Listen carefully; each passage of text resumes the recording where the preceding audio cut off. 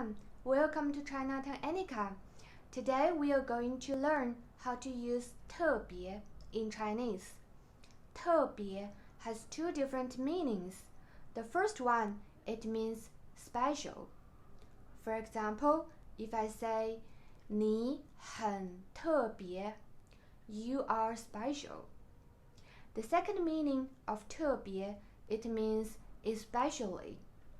It's used as a degree word, so we put adjective after it.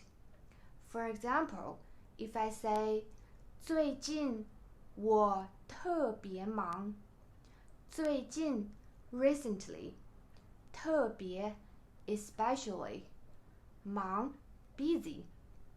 最近我特别忙, I'm especially busy recently. Did you get it?